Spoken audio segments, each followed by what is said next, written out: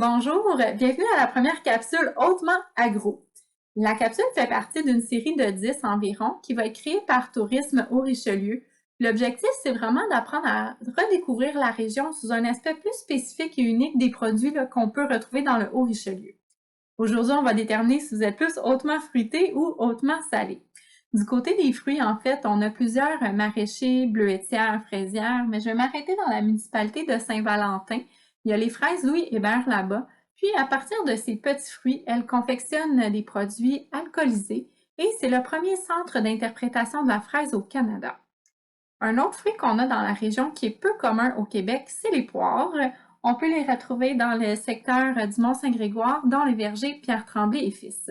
On le sait, port du Mont-Saint-Grégoire, très agro-touristique durant la saison d'automne. Puis les pomiculteurs, que ce soit Léo Boutin, Charbonneau, nous ont créé des outils, en fait, sous forme de calendrier pour savoir quel type de pomme est disponible selon le mois de l'année.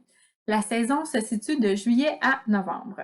Oui, pause de Mont-Saint-Grégoire pour les pommes, mais il y a également le verger à Henryville, qui est une expérience en soi. Quand on arrive là-bas, ça sent toujours le beigne, la tarte, la pâtisserie, donc vraiment une belle expérience qu'il y a.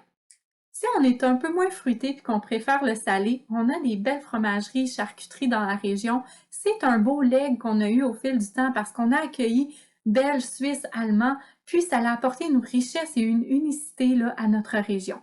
Si on va du côté de la Suisse, on peut penser au fromage à Noyant, la fromagerie Fritz Kaiser. Sinon, du côté du Mont-Saint-Grégoire, on a aux fromageries là, au Gré des Champs qui est là, avec ses 30 vaches rustiques de race suisse. On peut également penser là, aux saucissons vaudois à Sainte-Brigitte-d'Iberville. Si on veut aller du côté plus une expérience allemande, on peut se diriger à la Colle, puis les charcuteries Frick là-bas qui offrent des recettes originales traditionnelles allemandes. Si on n'est pas tant fruité ni tant salé, on peut peut-être aimer les noix. Puis dans la région, on a un producteur de noix qui est le verger aux Hirondelles, qui est situé dans le secteur de la Colle. Vraiment un super endroit à visiter. C'est un sanctuaire pour les oiseaux, dont les hirondelles. On peut accompagner le tout évidemment de vin et de bière. Dans la région, on a 3 vignobles, 2 microbrasseries. Puis si les visiteurs sont plus à la recherche de produits regroupés, on peut penser au Halles Saint-Jean. Sinon, les 2 marchés qu'on a, le marché public du Vieux-Saint-Jean les mercredis et les samedis matins. Sinon, le marché public à Venise en Québec, le Vénitien, les samedis et dimanches. Tourisme au Richelieu, nous, on a créé des circuits pique-nique. C'est les circuits en orangé sur les cartes touristiques. Puis, en fait, l'objectif, c'était vraiment d'inciter les gens d'aller dans les entreprises, récupérer des produits du terroir et faire un pique-nique dans le Haut-Richelieu. Les circuits sont également disponibles sur l'application Ondago. On espère qu'avec la présentation de la région d'un point de vue agroalimentaire, que ça va vous inciter à faire des partenariats.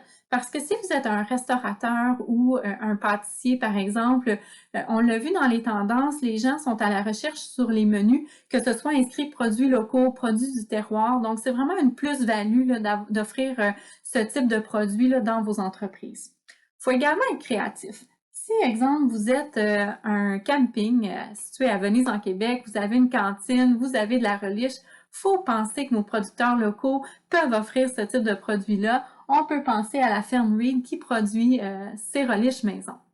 Donc, si vous avez besoin de plus d'informations, vous pouvez toujours contacter l'équipe de Tourisme au Richelieu ou sinon de visiter le site web au tourismeaurichelieu.com.